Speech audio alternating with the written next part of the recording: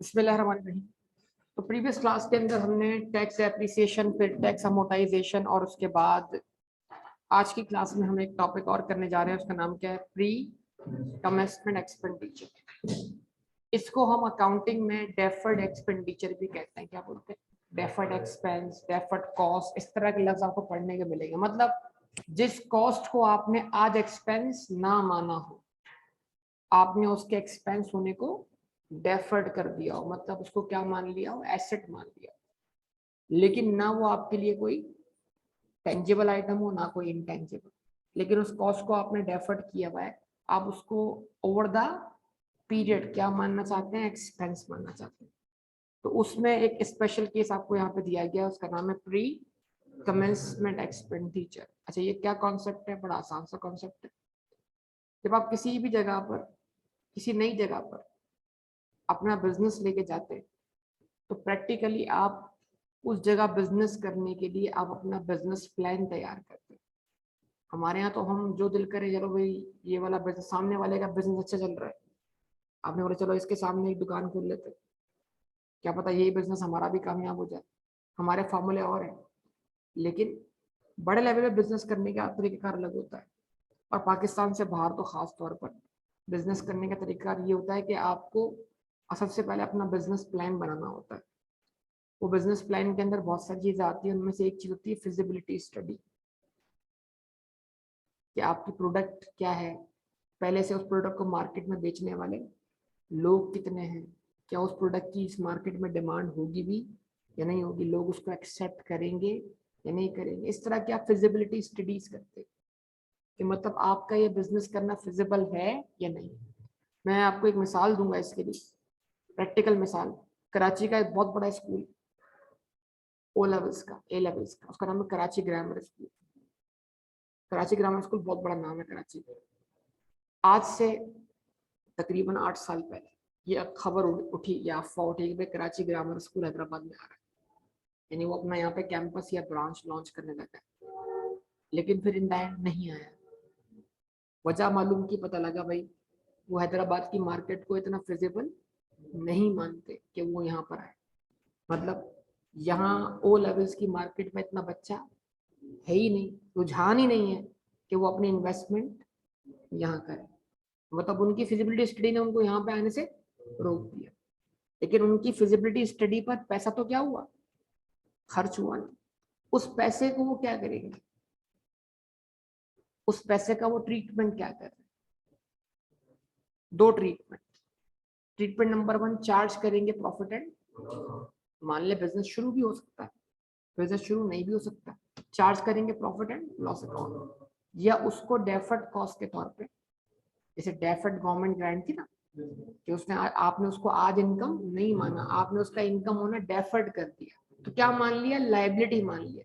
फिर liability expire करके क्या मानी? इनकम मानी। ऐसे डेफर्ड कॉस्ट का कॉन्सेप्ट क्या? आज एक्सपेंस होना डेफर्ड कर दिया, मतलब आज क्या मान लिया? एसेट मान लिया। और फिर ओवर द पीरियड अमोर्टाइज करके, वैल्यू रिड्यूस करके क्या किया? उसको एक्सपेंस मानना शुरू कर दिया। तो दो ही ट्रीटमेंट है, या तो आप चार्ज करेंगे पूरे अमाउंट को पहले ही साल में प्रॉफिट एंड लॉस अकाउंट, या फिर आप क्या कर रहे होंगे? उस पर चार्ज कर रहे होंगे अमोर्टाइजेशन, यानी आप पूरे अमाउंट को एक्सपेंस नहीं मान रहे। दो तरीके बन गए आपके सामने। तो अकाउंटिंग में इन दो में से आपने जो भी तरीका फॉलो किया हो वो तो आपकी अपनी जगह पर। टैक्स के अंदर आप टैक्स वाला ही वे क्या करेंगे? फॉलो करेंगे। तो यहाँ पर हम जो पढ़ने लगे हैं वो टैक्स बता रहा है कि इसका क्या ट्रीटमेंट करना है। तो टॉपिक का नाम क्या है? प्री कमेंसमेंट कहते हैं शुरुआत को। प्री कमेंसमेंट, शुरुआत से पहले होने वाले एक्सपेंसेस, यानी किस चीज की शुरुआत? बिजनेस की शुरुआत। तो मतलब बिजनेस शुरू होने से पहले बिजनेस के लिए जो आप खर्चे कर रहे हैं वो प्री कमेंसमेंट एक्सपेंडिचर कहलाते हैं। और उसकी एग्जाम्पल मैंने क्या बताई आपको? Feasibility study, business plan. अच्छा, इस तरीके से बहुत सारे बिजनेसेस पाकिस्तान में आ रहे होते हैं बाहर से, तो वो यहाँ मौजूद ऑलरेडी जो फर्म्स होती हैं, कंसल्टेंसी फर्म्स होती हैं, चार्टर्ड अकाउंटेंट फर्म्स होती हैं, लॉ फर्म्स होती हैं, उन्हीं को ये ड्यूटी फराम, मतलब उन्हीं को वो ये कॉन्ट्रैक्ट देती हैं कि आप हमारे बिहाफ पर क्या करें, फिजिबिलिटी स्टडी करें। जब उनकी फिजिबिलिटी बन जाती है आने की, तो बोलते हैं चलिए ठीक है हम यहाँ इन्वेस्ट कर रहे हैं, आप हमारी कंपनी रजिस्टर करवाएं पाकिस्तान। तो वो कंपनी इनकॉर्पोरेट करवाते हैं कहाँ पर, तो फिर कंपनी इनकॉर्पोरेट करने के लिए भी आपको कंपनी इनकॉर्पोरेशन फीस पे करनी पड़ती है। उसको बोलते हैं प्रीलिमिनरी एक्सपेंसेस। इसका मतलब आपके प्री कमेंसमेंट एक्सपेंडिचर के दो हिस्से हैं। एक हिस्सा फिजिबिलिटी स्टडी के लाया, दूसरा हिस्सा प्रीलिमिनरी एक्सपेंस, आसान लफ्जों में इनकॉर्पोरेशन एक्सपेंस, बिजनेस को रजिस्टर्ड करने के एक्सपेंस।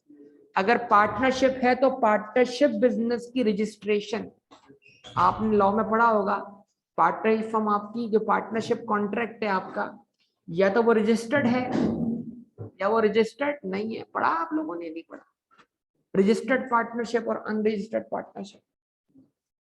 कॉन्ट्रैक्ट तो 4 बंदों में हो सकता है कि हम पार्टनर बन रहे हैं, ठीक है जी, लेकिन आप उस पार्टनरशिप को रजिस्टर करवाते हैं ना। हर चीज की क्या होता है रजिस्ट्री, मतलब आप इसको समझ लें इस तरीके से, आप एक प्रॉपर्टी खरीद रहे हैं, आपने पेमेंट की, उसने डॉक्यूमेंट्स आपको दे दिया, प्रॉपर्टी आपकी हुई, दैट्स ऑल। लेकिन अब आप उसको प्रॉपर जाते हैं, डिक्लेयर करते हैं, उस प्रॉपर्टी को अपने नाम पर गवर्नमेंट के रिकॉर्ड्स में ट्रांसफर करवाते हैं, इसको आप बोलते हैं रजिस्ट्री। यस और नो? रजिस्टर्ड करवाया ना आपने इस बात, आपने निकाह कर लिया, निकाह तो हो गया। अगर मौलवी साहब निकाह पढ़ा देंगे, वली मौजूद है, बाप मौजूद है लड़की का, और वो इजाजत देता है निकाह की, तो निकाह हो जाएगा। लेकिन आप एक निकाहनामा बनवाते, और वो निकाहनामा क्या होता है, रजिस्टर्ड होता है, रजिस्ट्री हो गई, गवर्नमेंट के रिकॉर्ड में आ गया। तो इसका मतलब कॉन्ट्रैक्ट होना एक अलग चीज है, कॉन्ट्रैक्ट का रजिस्टर्ड होना एक अलग चीज है, ठीक है जी। इस तरीके से जो कंपनी फॉर्म होती है वो तो रजिस्ट्री के थ्रू होती है। मतलब कंपनी फॉर्म करने के लिए आपको security exchange commission of Pakistan में दरख्वास्त देनी पड़ेगी, वहां जाके कंपनी इनकॉर्पोरेट होगी, उसकी इनकॉर्पोरेशन फी देनी पड़ेगी, जो लॉयर इसमें इन्वॉल्व होगा उसके पैसे देने पड़ेंगे। तो मैं बोल ये रहा हूँ कि जो कंपनी का प्री कमेंसमेंट एक्सपेंडिचर होता है, इसके आमतौर पर कितने हिस्से होते हैं? 2 हिस्से। एक फिजिबिलिटी स्टडी जिसको आप प्री कमेंसमेंट एक्सपेंडिचर बोलते हैं, दूसरा प्रीलिमिनरी एक्सपेंस। जवाब दें बेटा। ये लफ्ज मैंने आपको आज से पहले कभी पढ़ाया? याद कीजिए, थोड़ा याददाश्त लाए ना अपनी तरह। पढ़ा पढ़ा के तो आप भूल गए, फायदा क्या? इतनी मतलब शेड्स की इतनी टाइप्स करवा दी मैंने आपको, मैंने कहा फजूल क्यों क्यों पढ़ाई मैंने यार, टाइम बर्बाद कर दिया मैंने। अगर मैं ना पढ़ाता तो मेरा वक्त बच जाता, मैं कुछ और पढ़ा देता, लेकिन फजूल पढ़ाया। खामो खाई में इतनी सारी टाइप पढ़ा दी आपको शेड्स की, ये वाली एंट्री इस पर ऐसे बने तो ये बनाना एंट्री, उसमें एक एंट्री प्रीमिनरी एक्सपेंस के नाम से भी थी। ये क्या थी? वो मेरे ख्याल से जब नया नया हमारा मर्केंटाइल लॉ पास हुआ था,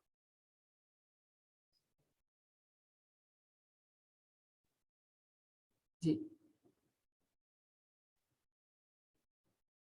आप अपना रजिस्टर ओपन कर लें, शुरू में आप शेयर्स की जो है वो एंट्रीज निकाल लें, आपको एंट्री लिखी मिल जाएगी,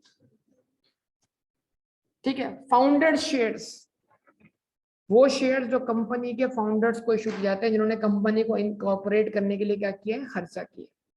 तो या तो उनको उनके पैसे वापस देने, या उनको आपने उन पैसों के बदले शेयर इशू करने। तो आप एक एंट्री बनाते हैं, प्रीलिमिनरी एक्सपेंसेस डेबिट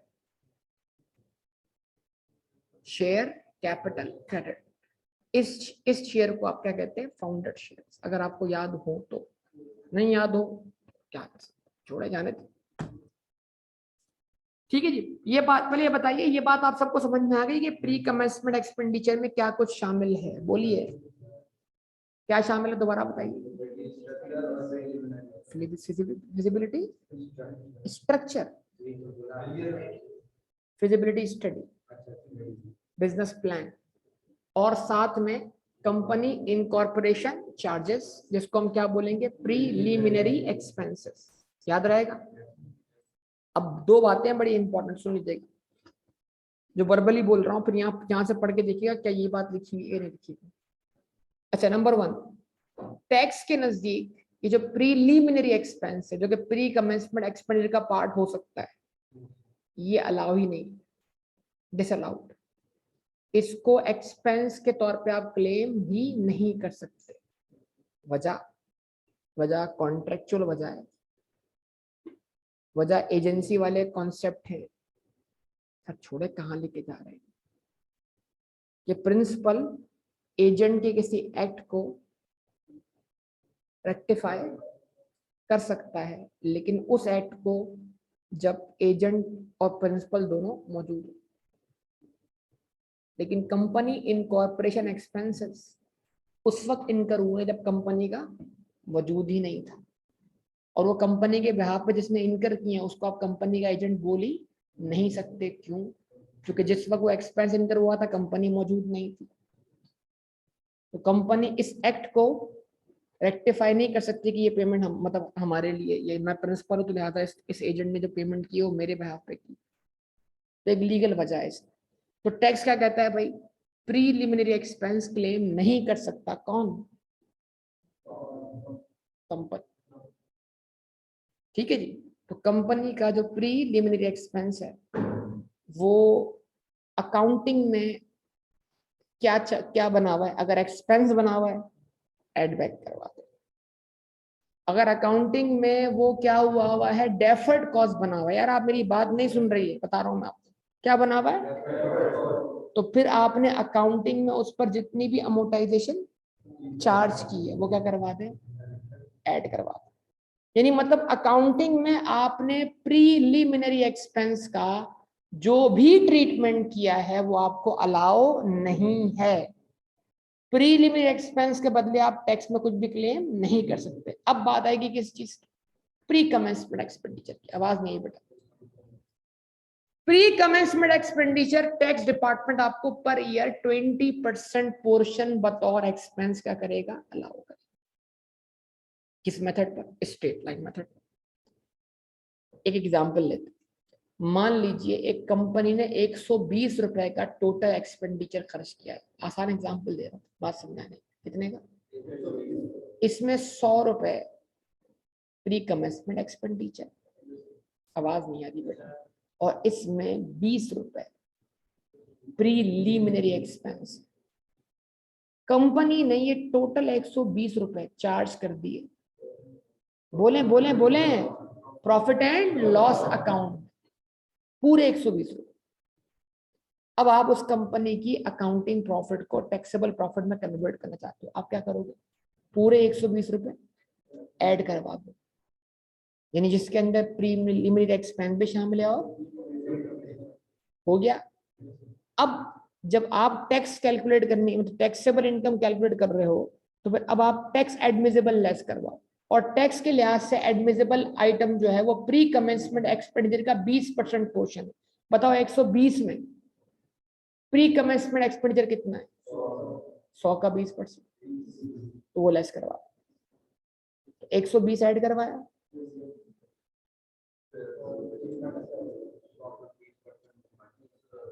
क्लियर? एक पॉसिबिलिटी। दूसरी पॉसिबिलिटी हो सकता है आपने अकाउंटिंग में पूरे 120 को डेफर्ड कॉस्ट माना और डिवाइड बाय 5 किया। क्या आंसर आएगा? 24। तो 24 रुपए को आपने अकाउंटिंग में क्या किया है? अमोर्टाइज किया है। यानी आपने 120 कैपिटलाइज किया अकाउंटिंग में, और उसमें से 24 को अमोर्टाइज बनाकर क्या कर दिया? एक्सपेंस बना दिया। तो अब अकाउंटिंग प्रॉफिट में प्री कमेंसमेंट और प्रीमियरी एक्सपेंस के लिए टोटल कितना एक्सपेंस चार्ज हुआ? 24 एड बैक करवा कर दिया एड बैक। अच्छा अब आप उठाओ दोबारा से क्या? 120 या 100? 20 तो अलाउ ही नहीं है। 100 का निकाला आपने कितना? 20%। क्या करवा दिया? 20 लेस। तो जब आपने 24 एड बैक करवाया और 20 लेस करवाया तो डिसअलाउ क्या हुआ? 4। वो 4 जो है वो 20 रुपए जो कि प्रीलिमिनरी एक्सपेंस है उसकी क्या है? अमोर्टाइजेशन है। 20 डिवाइड बाय 5, 4 आंसर आएगा। चेक करो यार, दिमाग चला लो भाई। तो बात समझ में आई? टैक्स प्रीलिमिनरी एक्सपेंस को अलाउ नहीं कर रहा, टैक्स प्री कमेंसमेंट एक्सपेंडिचर को अलाउ कर रहा है 20% पर एनम। ठीक है जी।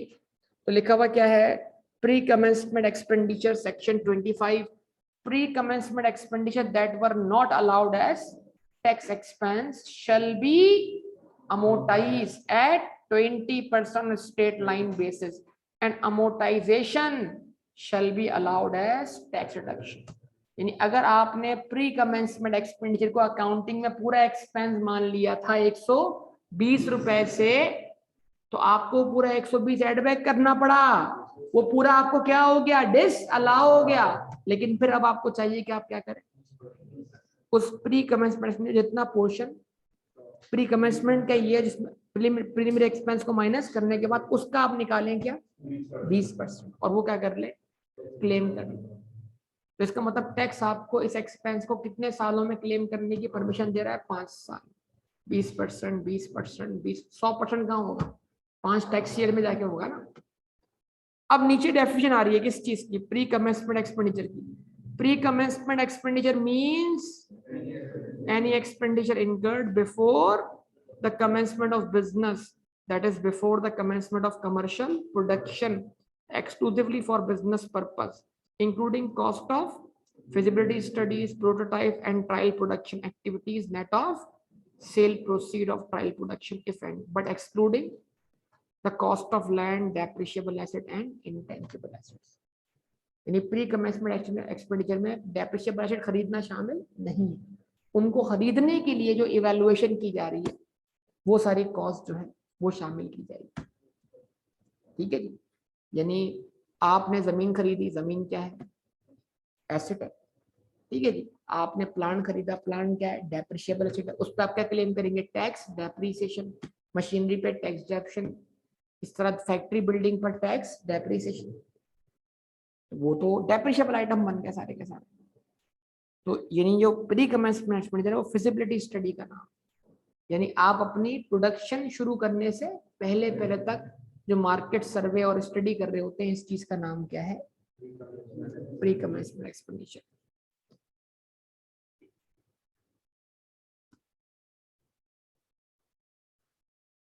अच्छा, उसके बाद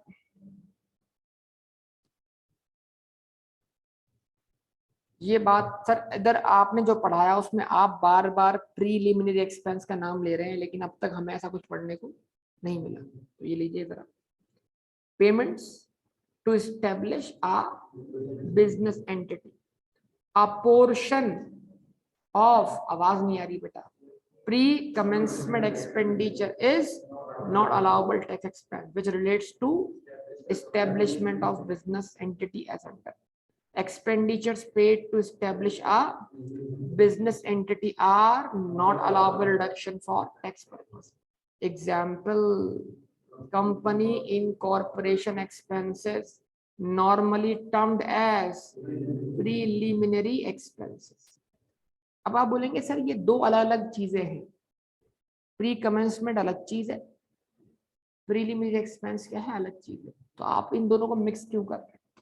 आपकी बात ठीक है, दो अलग चीजें, दो अलग नाम, लेकिन थोड़ा इसका प्रैक्टिकल सिनेरियो ये है कि जिस बिजनेस को आपने, जिस कंसल्टेंसी को आपने इन्वॉल्व किया होता है किस चीज के लिए, फिजिबिलिटी स्टडी के लिए, तो आप उसी को बोलते हैं कि भाई आप यही सर्विस हमें दे दो, यानी आप ही हमारी क्या कर दो, कंपनी भी इनकॉर्पोरेट करवा दो। जो बिल बनकर आता है आपका, उसके अंदर प्री कमेंसमेंट एक्सपेंडिचर और प्री लिमिट एक्सपेंस दोनों मिलकर शामिल होते हैं, और आपने उसका ट्रीटमेंट इकट्ठा ही अकाउंटिंग में किया होता है।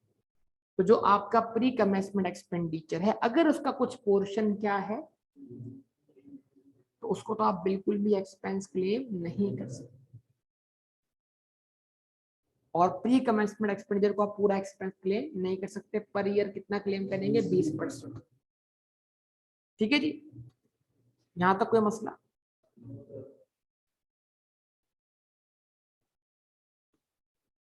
And share issue expenses, share को इशू करने के एक्सपेंसेस, उसके लिए एक टर्म इस्तेमाल होगी, शेयर फ्लोटिंग एक्सपेंस।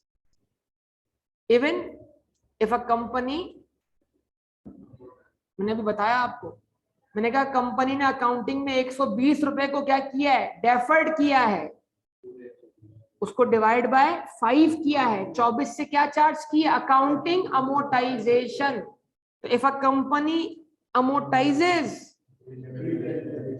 तब भी आप क्या करवा दें उसको, उस पूरे 24 को एड बैक करवा दें, और फिर अमोर्टाइजेशन उतनी क्लेम करें जितनी प्री कमेंसमेंट एक्सपेंडिचर पे बनती है। ठीक है जी। It shall be added back to accounting profit while determining taxable profit. Likewise, अब जाहिर सी बात है ये बात खास तौर पर किसके लिए लिखी गई है, कंपनी के लिए लिखी गई है, लेकिन ये बात अप्लाई हो सकती है एक पार्टनरशिप फर्म पर। तो likewise charges for drafting partnership deed, deed बोलते हैं किसको, agreement, and registration of firm are not allowable tax expense. तो अगर आप किसी एओपी का क्वेश्चन सॉल्व कर रहे हो, देखो आपने एओपी देख लिया, अब एओपी आपके पास समझ दोबारा आने वाली है। कल तक एओपी का प्रॉफिट दिया हुआ था, आप खाली तकसीम कर रहे थे। आज आपको इनकम फ्रॉम बिजनेस पढ़ने के बाद एओपी का प्रॉफिट भी कैलकुलेट करना आना चाहिए। एओपी का अकाउंटिंग प्रॉफिट, एड इन एडमिसिबल लेस एडमिसिबल प्रॉफिट आ जाएंगे। उस प्रॉफिट में अगर कंपनी का शेयर है तो आप क्या कर देंगे, माइनस कर देंगे, भूल तो नहीं गए। और उसके बाद रिमेनिंग शेयर्स, फिर रिमेनिंग शेयर पर एओपी खुद टैक्स देगी। और अगर कंपनी के क्या कहते हैं एओपी में किसी कंपनी का शेयर, तो एओपी पहले टैक्स देगी, फिर बैलेंस जो होगा वो in the hands of members तकसीम होगा, and same shall be taken only for rate purpose. सब याद है, पानी क्यों एक फील नहीं हो रहा, याद है आपको, याद आ रहा है ऐसा लग रहा है। तो लाइकवाइज, तो अगर आप किसी पार्ट एओपी की इनकम फ्रॉम बिजनेस कैलकुलेट कर रहे हो और उसमें लिखा हुआ आ रहा हो कि आपने पार्टनरशिप डीड के एक्सपेंसेस और पार्टनरशिप फर्म को रजिस्टर करवाने के एक्सपेंसेस क्या कर दिए, चार्ज कर दिए हैं प्रॉफिट एंड लॉस अकाउंट में, तो आपको चाहिए कि आप टैक्सेबल इनकम कैलकुलेट करते वक्त क्या करते हैं, उनको एड बैक करवा। ठीक है जी। उसके बाद on the other hand debenture issue expenses are admissible for tax purpose. ठीक है जी। डिबेंचर्स को इशू करने के जो भी एक्सपेंसेस होंगे वो आप क्या करेंगे, debenture is a liability, liability के ऊपर जो भी कॉस्ट आएगी वो आपकी कॉस्ट है। क्योंकि आमतौर पर शेयर्स पर आप क्या पे करते हैं, डिविडेंड, डिविडेंड को आप एक्सपेंस नहीं मानते, डिविडेंड को आप प्रॉफिट लॉस में एडजस्ट नहीं करते। लेकिन अगर डिबेंचर है, जो डिबेंचर पे जो आप इंटरेस्ट देंगे वो इंटरेस्ट आप चार्ज करेंगे प्रॉफिट एंड लॉस अकाउंट। अब मैंने कहा था कि ये बात पढ़ने के बाद हम एक क्वेश्चन की तरफ आ जाएंगे, एक अच्छा खासा कॉम्प्रिहेंसिव क्वेश्चन होगा, और अब देखते हैं कि आप क्या इस क्वेश्चन को समझ पाते हैं। इतना कोई बड़ा प्रॉब्लम नहीं इस क्वेश्चन, सवाल निकालने अपने पास ताकि आप उसको अच्छी तरीके से पढ़ सकें। ABC limited is engaged in the manufacture of engineering goods। कौन है भाई, मैन्युफैक्चरर है, कौन है, और किस हैसियत से काम कर रहा है, कंपनी की हैसियत से। याद करें, थोड़ा दिमाग चलाए। अगर ये ऑल्टरनेट एनर्जी प्रोजेक्ट लगाए, अगर ये ऑल्टरनेट एनर्जी प्रोजेक्ट लगाए तो उन प्लांट एंड मशीनरी पर ये फर्स्ट ईयर अलाउंस क्लेम करेगा क्योंकि ये कंपनी है। अगर ये एओपी होती और ये ऑल्टरनेट एनर्जी प्रोजेक्ट लगाती तो ये अपने प्लांट्स पर वही नॉर्मल इनिशियल अलाउंस क्लेम करती है, कितना, 25%। शर्त ये कि plant and machinery previously use in Pakistan ना हो। बहुत सारी बातें हैं याद रखनी, मतलब पढ़ते पढ़ते क्या क्या बातें दिमाग में आनी चाहिए, हमें सोचना चाहिए। And the summarise income statement for accounting year ended 30 June 2022 is as follows. मतलब उसने आपको दे दी है एसओसीआई, जो उसने बनाई है कौन से प्रिंसिपल्स के हिसाब से, अकाउंटिंग प्रिंसिपल। सेल्स आ गई 7,18,000 यानी 718 million. Cost of sales 575 million. Gross profit, admin expense 48,500, selling expense 29,200, इन दोनों का सम लेस करवा दे, आंसर आएगा 65,300। Financial charges 35,850। Other income net आपका प्रॉपर्टी प्रॉफिट आ गया, अदर इनकम उसमें ऐड हुई, आपका प्रॉफिट बिफोर टैक्स कितना आ गया 33,650। आप अपने अकाउंटिंग प्रॉफिट को टैक्सेबल प्रॉफिट में कन्वर्ट करना कैसे शुरू करें। अच्छा, यहाँ पे रुक के मैं एक बात और ऐड करूं आपके सामने, अगर आप मेरी बात को पहुंच गए तो बहुत अच्छी बात होगी। अकाउंटिंग प्रॉफिट को टैक्सेबल प्रॉफिट में कन्वर्ट करना टैक्सेबल प्रॉफिट कैलकुलेट करने का इनडायरेक्ट वे।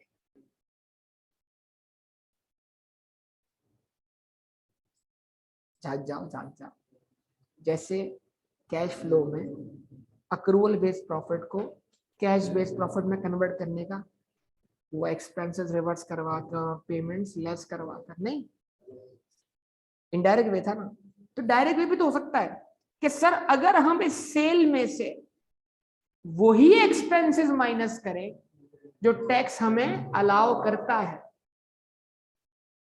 तो जो हमारी एसओसीआई बनेगी वो तो प्योरली किस पॉइंट ऑफ व्यू से बनेगी।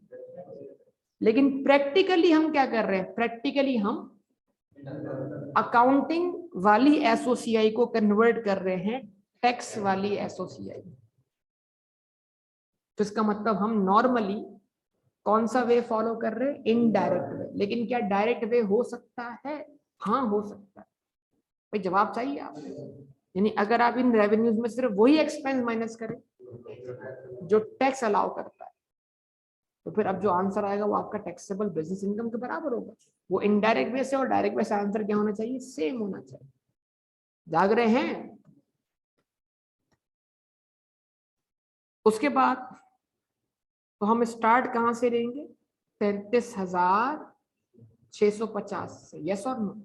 अच्छा, एडिशनल इंफॉर्मेशन दी गई है आपको, all amounts are stated in, अगर यहाँ लिखा होता तो ये इधर 3 जीरो और लगे होते और ऊपर जीरो लगाए हुए थे, मतलब कॉमन लिए हुए थे, तो फिर हमें खुद समझना पड़ता कि भाई नीचे वैल्यूज फुल लिखी हुई, ऊपर ₹1000। तो इसका मतलब ये भी ₹1000 नहीं, तो हमें ज्यादा सोचने की जरूरत ही नहीं। अकाउंटिंग डेबिशन एड बैक करवा दे, आवाज ही नहीं आ रही यार। पेमेंट टू सॉफ्टवेयर कंपनी, हम जाग रहे हैं, पेमेंट टू, तो सॉफ्टवेयर क्या है, intangible, for developing special accounting software. Software has been used by ABC since 1st March and its normal useful working life is, तो जब यूजफुल लाइफ अनसर्टेनेबल हो तो हम उसको टैक्स में 25 साल पे अमोटाइज करते हैं। लेकिन हमने इस टैक्स ईयर में इसको 1 मार्च से इस्तेमाल करना शुरू किया है, तो हम इस पर 122 दिन की अमोटाइजेशन चार्ज करेंगे। क्यों, कल ही पढ़ा था, है ना बेटा, कि टैक्स अमोटाइजेशन जिस ईयर ऑफ एक्विजिशन में क्या होगी, फ्रैक्शनल होगी, और वो अपोर्शनमेंट होगी नंबर ऑफ डेज के हिसाब से। कल ये बात पढ़ी कल की क्लास में। अब टाइम ऐसा है कि अपने आप को बचाने के लिए जो आज पढ़ा है वो आज ही रिवाइज करना, पिछला तो करना ही करना। लेकिन सर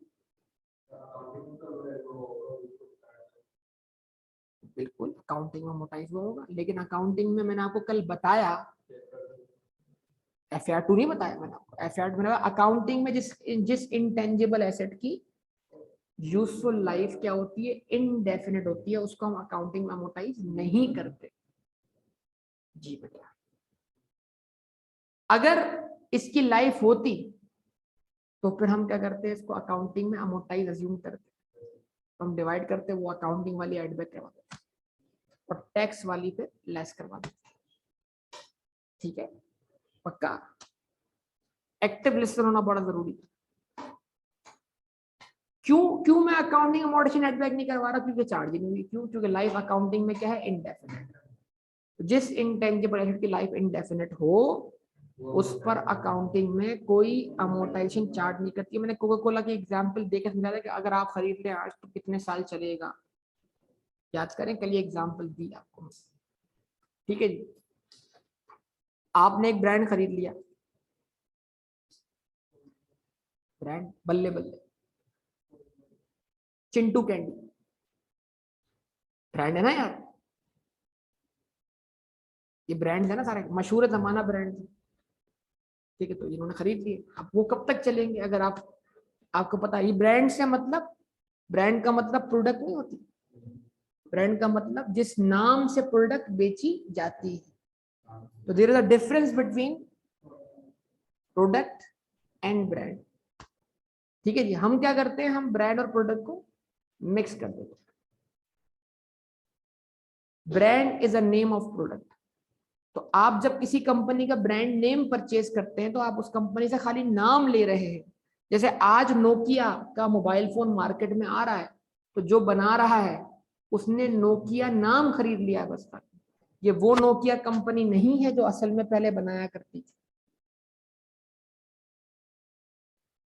इसने खाली नाम खरीद लिया बस। अब ये अपनी मैन्युफैक्चरिंग कर रहे हैं और बना रहे नोकिया के नाम को इस्तेमाल करते हैं। उन्होंने नोकिया ब्रांड टेक ओवर किया है, नोकिया का ब्रांड परचेज किया। ब्रांड का मतलब अभी समझ नहीं आया, आसान कर लेते हैं। समझ, एक प्रोडक्ट है साबुन, लेकिन आप उसको किसी ना किसी नाम से खरीदते हैं। मिसाल के तौर पर सेफगार्ड जी, है ना। अच्छा, अब भी समझ नहीं आया, एक और मिसाल। एक प्रोडक्ट है, उसका नाम है डायपर। आप उसको मुख्तलिफ नामों से खरीदते हैं, लेकिन मसला ये है कि उसका एक नाम पड़ गया है, पैम्पर। तो अब लोग क्या करते हैं, डायपर को भी क्या बोलते हैं, पैम्पर बोलते हैं। यानी जो ब्रांड नेम है वो आपने रख दिया है क्या, प्रोडक्ट का नाम। बाइक आती थी होंडा की पहले, तो लोग बाइक को बाइक नहीं बोलते थे, होंडा बोलते थे। समझे बात जी? बिल्कुल सर्फ कहते हैं, हालांकि सर्फ तो क्या है, डिटर्जेंट को सर्फ सर्फ बोल रहे हैं। तो हालांकि सर्फ तो किसका नाम था, प्रोडक्ट का नाम था, वो ब्रांड नेम था सर्फ। आपने हर डिटर्जेंट को आप क्या बोलना शुरू कर दिया, सर्फ। सही कहा, समझ में आ गया। चलो आप जी जी जी बिल्कुल सही, बहुत आगे निकल गया। अदर इनकम इंक्लूड्स, पढ़े या नहीं पढ़े, सॉफ्टवेयर वाली बात हो गई। Other income includes accounting profit on the sale of car. कितना, तो ये अकाउंटिंग गेन ऑन डिस्पोजल है। क्या करवा दे यार, जागे ना बेटा, बताए ना क्या करवा दे, लेस करवा दे। यार कैश फ्लो भी पढ़ चुके हो, ट्रीटमेंट बराबर चल रहे हैं, कैश फ्लो के अंदर भी अकाउंटिंग वाली चीजें आप रिवर्स करवाते हो। गेन कैसे रिवर्स होता है, लेस होकर। एक्सपेंस कैसे रिवर्स होता है, ऐड होकर। एक बुनियादी कायदा है जो दोनों जगह बराबर चल रहा है तकरीबन, फिर भी आप जवाब नहीं दे रहे हो। आप सोचो, टैक्स WDV ऑन 1 जुलाई, फैक्ट्री बिल्डिंग की, ऑफिस बिल्डिंग की, यानी बिल्डिंग दो हैं लेकिन रेट दोनों का कितना है, 10%। प्लांट एंड मशीनरी की 2,25,000। Motor vehicles, the construction of residential quarter for factory workers was completed during the year at a cost of ₹12। आपने क्या बनवा के दिया, रेजिडेंशियल क्वार्टर। किसको, फैक्ट्री वर्कर्स। आपको सोचना है कि क्या ये बिजनेस यूज में है या नहीं। उसके बाद अकार having tax WDV of ₹150 was disposed of for ₹800। The car was purchased in the tax year 2017। The company purchased a new car for ₹। तो कार में एडिशन भी है और डिस्पोजल भी। जाने वाली कार पर आपने कोई डेप्शन चार्ज नहीं करनी, आवाज नहीं आई बेटा आपकी। और 800 और 150 का डिफरेंस क्या बनेगा, 650। अब रुक जाए जरा, अकाउंटिंग गेन कितना है, टैक्स गेन कितना है, वजह अकाउंट WDV कितनी है, 200। जब भी तो गेन रिड्यूस हो रहा है। टैक्स WDV 150 है तो टैक्स गेन 650 है। तो WDV ज्यादा होगी अकाउंटिंग में, जब भी तो टैक्स अकाउंटिंग गेन क्या आ रहा है, कम आ रहा है। तो इसका मतलब अकाउंटिंग गेन और टैक्स गेन में डिफरेंस वही होगा जो अकाउंटिंग डब्ल्यूडीवी और टैक्स डब्ल्यूडीवी। सोच लो, काम आ सकती है बात मेरी, कभी एग्जाम में बैठे बैठे काम आ सकती है। क्या बोल रहा हूँ भाई मैं? आप जवाब देना नहीं चाह रहे। यानी अकाउंटिंग गेन ऑन डिस्पोजल और टैक्स गेन ऑन डिस्पोजल का जो डिफरेंस होगा सेम एसेट का, वो हमेशा उसी डिफरेंस के बराबर होगा जो अकाउंटिंग डब्ल्यूडीवी और टैक्स डब्ल्यूडी का डिफरेंस। देख लिया, जब मैं इसका टेस्ट लूंगा तो सारे सोए हुए होंगे। सुन, उसके बाद the company purchase a new car for ₹1200। तो इसका बिजनेस क्या है, क्या बनाता है ये? ऊपर पढ़कर आया और क्या बनाता है? Engineering goods. तो ये गाड़ियां अप्लाइंग फॉर हायर या not applying for higher?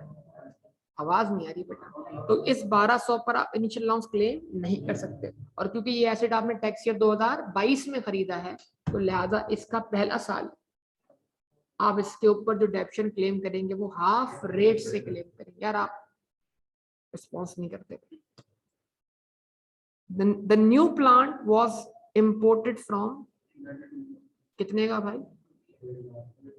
Addition हो रहा है किसमें? प्लांट में। Installation of the plant was completed during the year at a cost of which was included in cost of sales। Cost of sale क्या है? Expense. यानी आपने 5000 की इंस्टॉलेशन कॉस्ट को एक्सपेंस बना के चार्ज कर दिया प्रॉफिट एंड। ये तो अकाउंटिंग के लिहाज से भी गलत है, तो गलत चार्ज किया ना, एड बैक करवा दे। 5000 से प्रॉफिट, अगर ये 5000 आप एसेट की कॉस्ट में कैपिटलाइज करते तो क्या होता?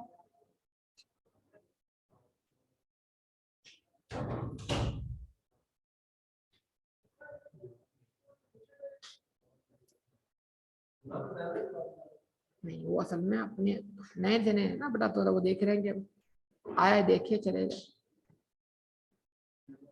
जी। क्या पता बैठ भी जाते हैं, उनको पता भी नहीं लगता वो क्या पढ़ के चले, क्योंकि वो तो नए है ना, उनको क्या पता क्या पढ़ना है। बोल रहे ये भी सब्जेक्ट है, कोई पढ़ लेते हैं, क्या हो रहा है, प्लस माइनस तो हो रहा है। इतना आसान, ये सर इतना आसान काम करवा रहे हैं, बोले इसको ऐड कर दो, इसको लेस कर दो, बोला ये तो इतना आसान है। और जब ये उनको पता लगेगा ये कैफ का सब्जेक्ट पढ़ ले, बोला कैफ तो बहुत आसान है यार, खाली प्लस माइनस तो करना होता है। देख लो, अगर वो सोल्यूशन देख लेता बंदा बोलता है क्या कितना आसान काम हो रहा है, एक चीज ऐड हो रही है एक चीज लेस हो रही है, बस इतनी जिंदगी आसान है। तो भाई 5000 जो आपने गलती से एक्सपेंस मान लिया उसको एडबैक करवा दी, हो गया एडबैक। अब कॉस्ट क्या होगी? 1,55,000। उस 1,55,000 पे क्लेम करें इनिशियल अलाउंस, और फिर नॉर्मल टैक्स डेप्शन भी क्लेम करें हाफ रेट से। तो कल जो शेड्यूल बना के दिया था मैंने आपको, उसी स्टाइल में आप इसकी टैक्स डेप्शन कैलकुलेट कर सकते हैं। ठीक है जी। लेकिन एक जुमला आ रहा है खतरनाक किस्म का, उसको आपने सोचना है कि आपने जुमला कहाँ पढ़ा था इससे पहले। New plant was imported from United Kingdom, 1.5 lakh का। Installation plant was complete during the year at cost of 5000, which was included in cost of sale. The plant was not commissioned for use up to year end. ये जुमला आप जाए ना, मैं चाह रहा हूँ किताब आप इस बहाने दोबारा पढ़ ले जाके, ये सॉल्व करते वक्त पढ़े। जिस ट्रीटमेंट में प्रॉब्लम हो रही हो जाए, लॉ खोले, वहां से जवाब निकाले। जब आप लॉ से जवाब निकालना शुरू कर देंगे तो आपके कॉन्सेप्ट खुद ब खुद बिल्डअप होना शुरू हो जाएंगे। चलिए बहरहाल प्लीज, बहुत ही आसान है वैसे। Compute taxable income for the tax year 2022। तो यार बहुत छोटा सा क्वेश्चन है, देखो इतना आसान हो गया, अगर तवज्जो दरकार है आप सबकी। आपने बेटा प्लीज, आपने अपनी वर्किंग शुरू की 33,650 से, अकाउंटिंग डेप्शन कंफर्म ऐड करवा दी, आवाज ही नहीं आ रही, कोई अमोर्टाइजेशन अकाउंटिंग में चार्ज नहीं हुई तो उसको ऐड करवाने की जरूरत नहीं है। उसके बाद आपने अकाउंटिंग गेन ऑन डिस्पोजल क्या करवा दिया? लेस करवा दिया। उसके बाद आपने कैलकुलेट करनी है टैक्स डेप्रीसिएशन। अगर सही कैलकुलेट करेंगे सही लेस करवा देंगे, फिर टैक्स गेन ऑन डिस्पोजल उसको ऐड करवा दो, और 5,000 की इंस्टॉलेशन कॉस्ट जो गलत एक्सपेंस बनी उसको भी उसको ऐड करा। यानी 3 आइटम ऐड हो रहे हैं, सोचिएगा जरा अब तक, बाकी कोई एक आधा निकल सकता है, आप डिसाइड करें। एक हो गई अकाउंटिंग डेप्रिसिएशन, दूसरा क्या हो गया इंस्टॉलेशन कॉस्ट जो गलत एक्सपेंस बनी इनएडमिसिबल, और अकाउंटिंग गेन ऑन डिस्पोजल क्या होगा लेस। फिर जब नीचे आप आ जाएंगे तो टैक्स डेप्रिसिएशन क्या होगी लेस होगी, टैक्स अमोर्टाइजेशन सॉफ्टवेयर पे क्या होगी लेस होगी, और number 3 account tax gain on disposal क्या हो जाएगा ऐड हो जाएगा। ये 6 आइटम तो कंफर्म। अब कोई एक आधा निकलता है या नहीं निकलता जो भी हो आप जरा सोच लीजिए। ठीक, शुरू कर सकते हैं आप। मैं तो इसके बाद वाला क्वेश्चन भी समझा दूंगा आपको, ये बेहतरीन क्वेश्चन, लेवल थोड़ा सा आगे बढ़ेगा ना। मैं 2 क्वेश्चन लीड कर रहा हूँ, ट्राई आप कर सकते हैं। देखो यही यहां से आगाज हो जाएगा पेपर सॉल्व करने। पढ़ो अगला सवाल। PQR limited an industrial undertaking. जब भी आप ये लफ्ज पढ़ो तो इसका मतलब समझो ये मैन्युफैक्चरिंग बिजनेस है, इसका मतलब इसको अलाउ है फर्स्ट ईयर अलाउंस क्लेम करना, requires you to prepare its income tax return, requires you to prepare। इसको आप चाहिए क्या करने के लिए रिटर्न फाइल करने के लिए, मुफ्त में कोई और करके नहीं देगा। For accounting year ended 30 June 2022। मैं तो बोलता हूँ अभी क्या कहते हैं 30 सितंबर आखिरी तारीख होगी इनकम टैक्स रिटर्न फाइल करने के। तक आप ये इनकम टैक्स पढ़ चुके होंगे, अपने इर्द गिर्द सारे क्लाइंट्स पकड़ लेते, आपके इर्द गिर्द होंगे रिटर्न फाइल करने वाले। एक स्टेटस लगा देना व्हाट्सएप पर, जैसे वो नहीं लोग गुजरते हैं वो गली मोहल्ले में आवाज लगाते हैं ऐसे, तो आप भी आवाज लगा रिटर्न फाइल करवा लो, इनकम टैक्स रिटर्न फाइल करवा लो, सैलरी का रिटर्न 2000 में, मिनिमम जो फीस चार्ज करते हो तकरीबन 5000 चार्ज करते हैं, आप 2000 में करते हो, रिफंड नहीं होगा बेटा। उसके बाद जो तुम करोगे ना उसके बाद तो उसके केस खुल जाएंगे बेटा। सबसे आसान रिटर्न जो है वो सैलरी का है, क्योंकि उनका टैक्स ऑलरेडी डिडक्ट होकर पे हुआ होता है, उनका हम टैक्स कैलकुलेट करते हैं पोर्टल पर, और उसके बाद जो विदहोल्डिंग होती है एडजस्ट करते हैं और सबमिट करवा देते हैं। हाँ, एक्सेस अगर बनता है तो ऊपर फिर चालान बना के उसकी पेमेंट करवानी होती है, फिर वो चालान सिस्टम में आता है अटैच होता है, फिर टैक्स लायबिलिटी निल हो जाती है, फिर उसके बाद वो फॉर्म क्या होता है सबमिट होता है।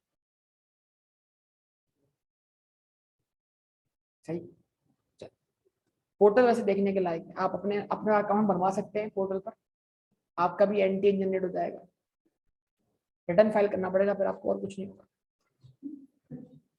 हाँ आप कर सकते हैं फाइल रिटर्न, आप बोले मेरी कोई इनकम नहीं। अच्छा जी, इसको निल रिटर्न बोलते हैं, मतलब आप इनकम जो भी डिक्लेयर करेंगे लेकिन आपका टैक्स क्या होगा निल होगा, मतलब निल रिटर्न फाइल कर दिया यानी जीरो रिटर्न। ठीक, चलें, all amounts are stated in 1000 rupees, accounting profit for the year is, इसी को कन्वर्ट करना है, इसी को कन्वर्ट करना है जी, यही पूछ रहा हूं। Cost of sales includes, hand free का इस्तेमाल कम किया करें ताकि जो है आपको आपकी समाज को नुकसान ना पहुंचे। ठीक, इस हैंड फ्री ने लोगों की समाज को बहुत नुकसान पहुंचाया। जी जी बिल्कुल, किसने बोला लेक्चर आप हैंड फ्री लगा के लो, वालदेन को पता लगे ना आप क्या लेक्चर ले रहे हैं, हैंड फ्री हटा के लो ना। ठीक है जी, cost of sales includes expenditure of ₹9,600 was incurred for in-house development and creation of new process for production. The process has been used by PQR Limited since 1st May. On the basis of production manager's report, the process would be obsolete. क्या लिखा हुआ है? After after 3 year या इन 3 years, okay. इन इसकी useful life क्या है, 3 साल। The expenditure being written off in the accounts equally in 3 years, तो ये इनटेंजिबल एसेट है, मतलब 9600। कल मैंने कहा था डेवलपमेंट कॉस्ट, याद होगा, कोई आइडिया, कोई इनोवेशन, तो आपने अपना प्रोडक्शन प्रोसेस मतलब चीज बनाने का तरीका क्या कर दिया, चेंज कर दिया, आप उसको एक नए तरीके से बना रहे। वो प्रोसेस चेंज करने से आपकी कॉस्ट क्या हुई होगी, रिड्यूस हुई होगी। चलिए सर इसकी कोई मिसाल देते। कैलिफोर्निया में कोका कोला ने एक प्लांट लगाया प्रोड्यूस करने के लिए। उनको वहां एक मसला दरपेश हुआ कि उनका जो स्वीटनर है, मतलब जो चीनी डलती है उसके अंदर, वो उनको दूर इलाके से मंगवानी पड़ रही थी और उसकी कॉस्ट बहुत बढ़ गई थी, इसलिए उनकी प्रोडक्शन कॉस्ट बढ़ने से वो उनके लिए वहां प्रोडक्शन करना फेसिबल नहीं था। उन्होंने क्या किया, रिसर्च करवाई इस बात पर कि जो हम आम तौर पर स्वीटनर इस्तेमाल करते हैं, क्या हमारे आसपास इलाकों के अंदर कोई ऐसा सब्जी, कोई ऐसा फ्रूट मौजूद है जिसके जरिए हम क्या करें, स्वीटनर एक्सट्रैक्ट करें। आपको पता है चीनी जो है वो सिर्फ गन्ने से नहीं बनती, और चीजों से बन जाती है। तो वो स्वीटनर हम एक्सट्रैक्ट करें और हम इसको इस्तेमाल करें और हमारी क्वालिटी भी खराब ना हो, तो उसका मतलब उसने क्या किया, अपनी प्रोडक्ट के लिए एक ऑल्टरनेटिव रॉ मटेरियल इजाद किया, इस तरह समझ। तो वो एक तरह की क्या है, इंटेलेक्चुअल प्रॉपर्टी।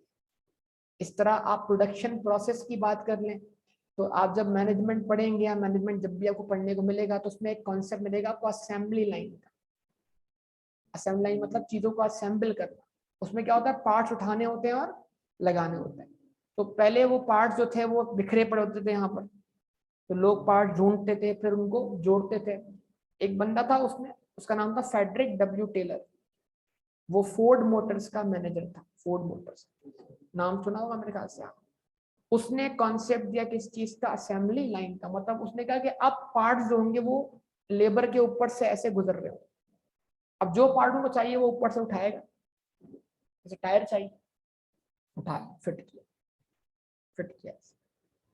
अगले बंदे का काम क्या होगा, टायर के ऊपर खाली नट्स लगा देना, ऐसे। उससे अगले बंदे का काम क्या होगा, उस नट को गन लेकर फिक्स कर देना।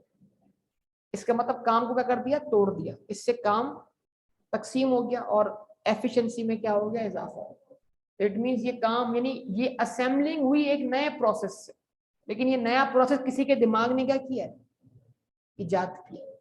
तो इस प्रोसेस को इजाद करने पर, सोचने पर, डिजाइन करने पर जो भी खर्चा हुआ, वो खर्चा आपके लिए क्या है, इनटेंजिबल एसेट है, ठीक है ना। तो उसकी कॉस्ट जो है वो कितनी है, फॉर एग्जाम्पल 9600 रुपए, और आपने इसको अकाउंटिंग में डिवाइड बाय 3 करके क्या कर दिए, पूरे साल की चार्ज कर दी है अमोर्टाइजेशन। बेटा बात समझ में आ रही है। लेकिन टैक्स में ये अवेलेबल फॉर यूज कब से हुआ है, कब से हुआ है, 1 मई से। तो मई और जून, मई कितने दिन का, 31 का, जून 30 का, कितने दिन हुए, 61। तो फिर आप ये जो 3200 रुपए अकाउंटिंग में क्या हुई है, अमोर्टाइजेशन चार्ज हुई, इसको एड बैक करवाएंगे, और टैक्स में आप कहते हैं 61 दिन की जो अमोर्टाइजेशन बनती है क्या करवाएंगे, उसको लेस करवा देंगे। नहीं बेटा कल की पढ़ी बातें नहीं है। डेप्शन अकाउंटिंग में कितनी चार्ज हुई है, एड बैक करवा दो। उसके बाद क्या लिखा हुआ है, एडमिनिस्ट्रेशन एक्सपेंसेस इंक्लूड, समझो दरकार हो, admin expense include. Admin expense कहाँ जाते हैं, प्रॉफिट एंड, तो प्रॉफिट लॉस अकाउंट में, जैसे पिछले क्वेश्चन में इंस्टॉलेशन कॉस्ट आपने चार्ज कर दी थी प्रॉफिट एंड लॉस अकाउंट में, एरर ऑफ प्रिंसिपल कर दिया था, बनना एसेट था बना दिया एक्सपेंस, भूल तो नहीं गए मेरे ख्याल से, याद है ना। तो वैसे ही यहाँ पर भी एरर ऑफ प्रिंसिपल किए हैं। मैंने कहा बहाने बहाने से कुछ ना कुछ याद दिलाता रहूं आपको।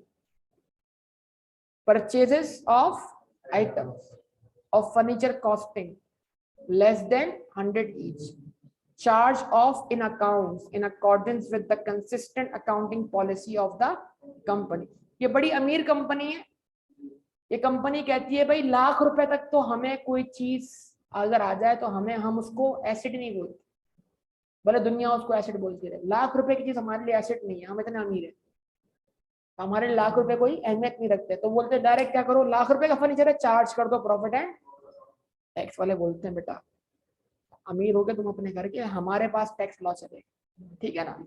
तो अब सही है भाई, अकाउंटिंग में आपने इस फर्नीचर पर कोई डेप्शन चार्ज नहीं की, बल्कि इस फर्नीचर की कॉस्ट को आपने चार्ज कर दिया प्रॉफिट एंड एड बैक करवा दिया, एक्सपेंस को रिवर्स करवा देना।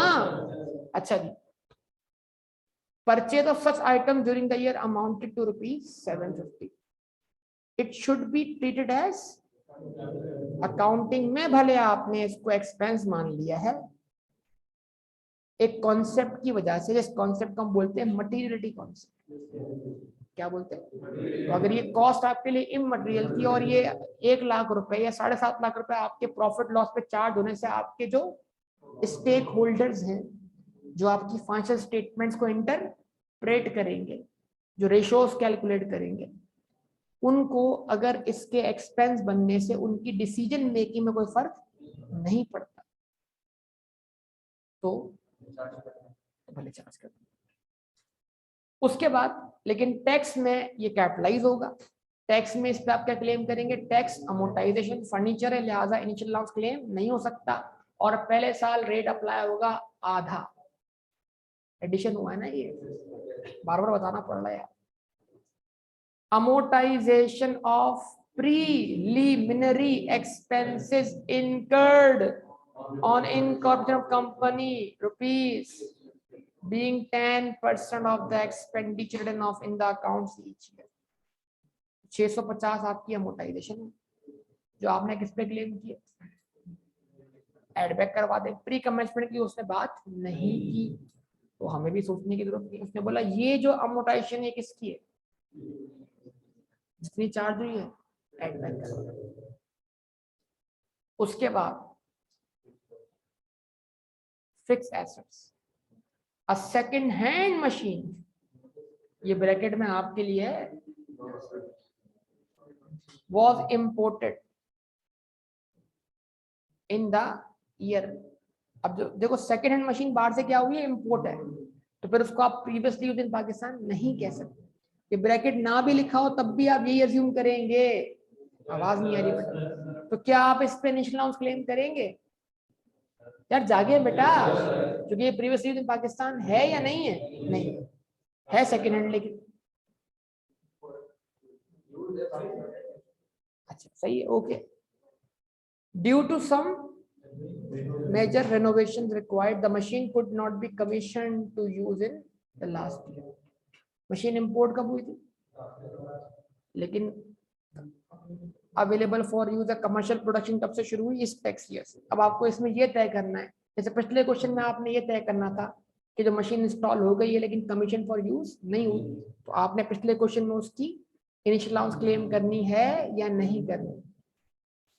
और इस क्वेश्चन में आपने ये सोचना है कि क्या आपने इसकी इनिशियल अलाउंस पिछले साल क्लेम कर ली होगी तो साल नहीं करनी क्लेम, और अगर पिछले साल नहीं की होगी तो इसी साल आप क्लेम करेंगे इनिशियल अलाउंस भी और normal tax डेडक्शन।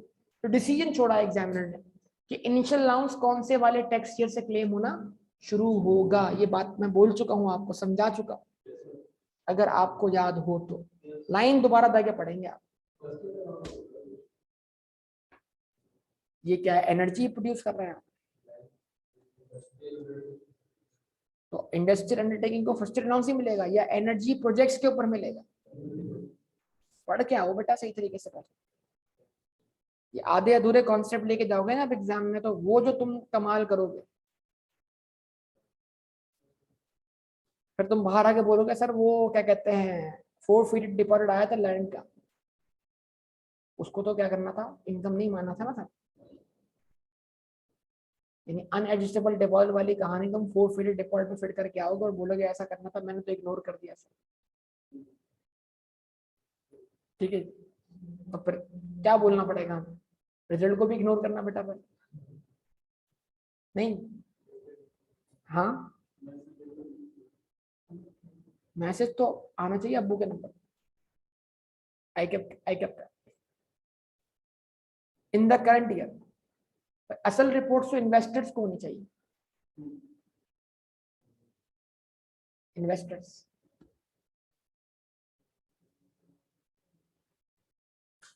In the current year the necessary renovation costing work completed and the machine was commission for, यानी मजीद आपने खर्चा किया इसके ऊपर 576 का, जो कि डायरेक्टली एट्रीब्यूटेबल कॉस्ट बन सकता है, और अगर वो उसमें ऐड हो जाएगा तो फिर अब ये मशीन कमीशन फॉर यूज हो गई है, मतलब कमर्शियल प्रोडक्शन शुरू हो गई।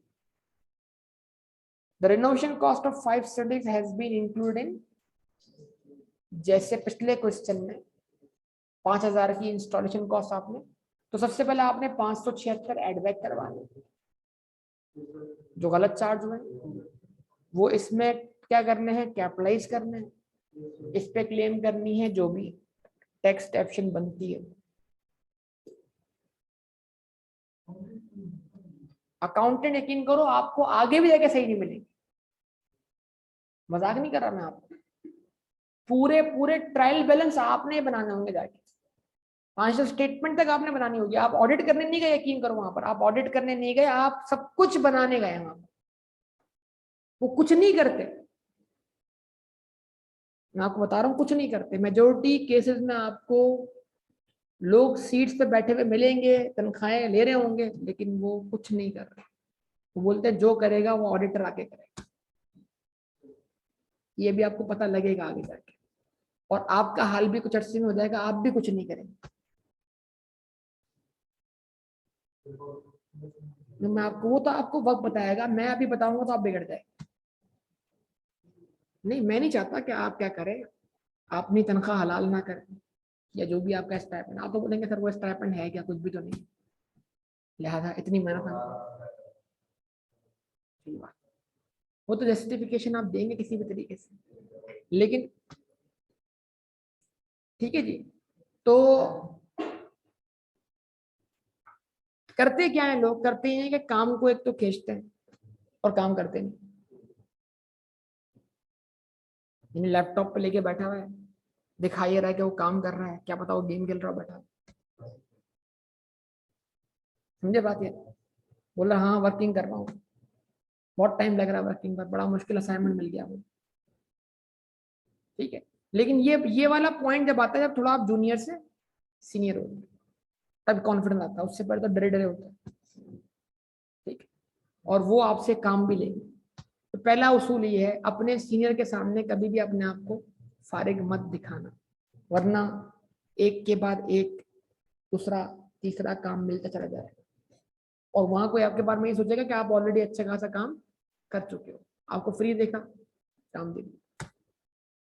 तो अगर आप रीजनेबल काम कर चुके हो तो फिर उसके बाद आपका हक बनता है कि आप किसी और किस्से का काम ना करो। वहां मसला ये होता है कि एक होता है बहुत ज्यादा काम करने वाला, और एक होता है कुछ ना करने वाला।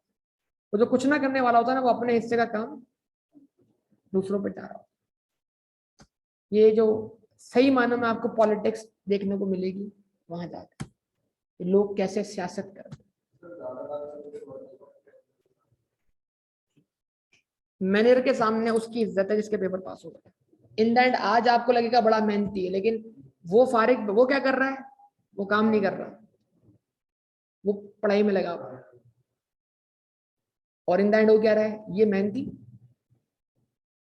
ये 12-12 बजे के बजे तक काम कर रहा है, अब इसके पास पढ़ने का टाइम नहीं, और वो जो है वो निकल जाता है।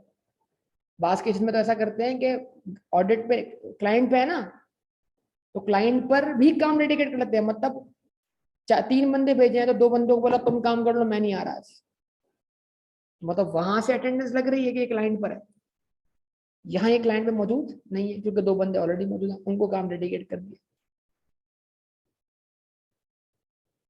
तो इस तरीके से लोग कर रहे होते हैं। खैर वो तो आपको खुद आगे जाके एडजस्ट होने का तरीका पता लग जाएगा, किस तरह आपने वहां के माहौल में क्या होना एडजस्ट हो।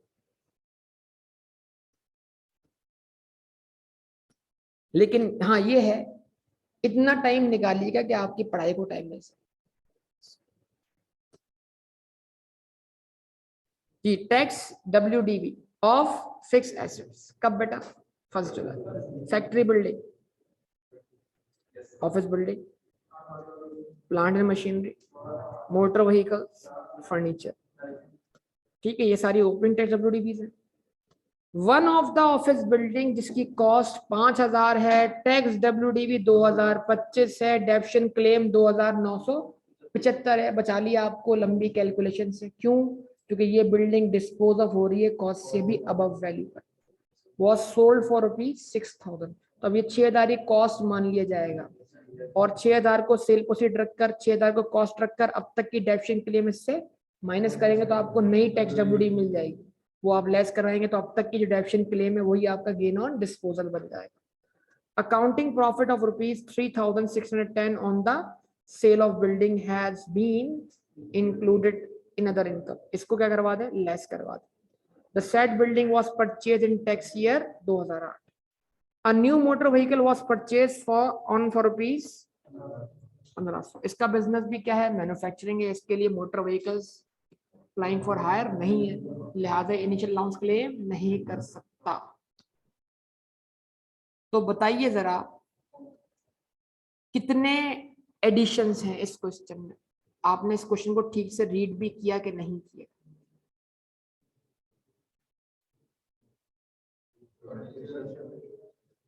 फर्नीचर है, प्लांट एंड मशीनरी भी हो सकता है, फिर बिल्डिंग डिस्पोज ऑफ हुई है, मोटर व्हीकल। एडिशन है ना? बिल्डिंग में सिर्फ डिस्पोजल है नहीं।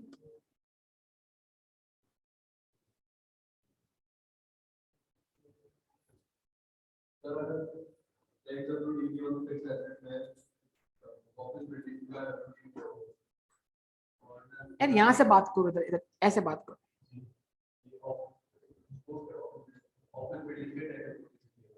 8,200 तो इस साल के स्टार्ट पर है। इस 8,200 में ये वाली टैक्स WD भी क्या है? शामिल। क्या करना है? इसको इसमें से, इसको इसमें से माइनस करवा दो। तो कल ही सीख लिया था हमने। और कोई बात? क्योंकि बैलेंस BD जो है उसमें डिस्पोजल से पहले वाला ही बैलेंस है ना, उसी में से आइटम क्या होगा? डिस्पोजल। ठीक, कर लेंगे दोनों सवाल इंशाल्लाह। तो आप बोल रहे हैं आप, यकीन नहीं आ रहा मुझे इस बात। अगला टैक्स का टेस्ट कौन सा आया था? इसका 12 का 6 और 8 और 12 ना, जबरदस्त। कैपिटल गेन के साथ मिक्स होकर आएगा, कमाल हो जाएगा, जबरदस्त, बहुत कमाल हो जाएगा। आपको पता ही नहीं कितना बड़ा कमाल हो। तो इस चैप्टर में क्वेश्चन भी चल रहे थे और सॉल्यूशन भी चल रहे थे। ये सॉल्यूशन बता रहा हूँ कि भाई चैप्टर हमारा ये वाला एंड हो गया। एंड तो हो गया, लेकिन एंड होना मतलब डिपेंड करेगा सवाल के सॉल्यूशन। ठीक, मतलब इस चैप्टर की सारी बातें मैंने आपको पढ़ा दी है, बाकी अब क्वेश्चन की प्रैक्टिस है इस चैप्टर की, और ये प्रैक्टिस कंटिन्यू होगी। फिर चैप्टर नंबर 16 जो है वो इनकम फ्रॉम बिजनेस के ही क्वेश्चन है पास्ट पेपर्स में। तो उसमें हमें पहले सबसे पहले 13 और 14 चैप्टर जो कि इनएडमिसिबल एक्सपेंसेस हैं, जिनको हम एड बैक करवाएंगे, जो कि हमने जो 13 चैप्टर सेक्शन नंबर 21 को समझाएगा और बताया था सेक्शन नंबर 21 क्या है। सेक्शन 21 उन एक्सपेंसेस की लिस्ट है जो Holi and exclusively income from business कमाने के लिए भी खर्च हो, फिर भी आपको टैक्स डिपार्टमेंट अलाउ। उनका कुछ तारुफ हम चैप्टर नंबर 11 में पढ़ चुके हैं। फाइन या penalty for the violation of any law और रेगुलेशन, नहीं था? उसके बाद सोचिए, हम उसने कहा सैलरी आपने पे करनी है थ्रू बैंकिंग चैनल। अगर आप एक सर्टेन अमाउंट बैंकिंग चैनल के थ्रू पे ना करें तो वो सैलरी आपको डिसअलाउ होगी बतौर एक्सपेंस। तारुफ 11 चैप्टर में आ चुका है। बेड डेट का प्रोविजन क्या होगा? डिसअलाउ होगा। तो इस तरह की कुछ बातें आपके सामने आती रही।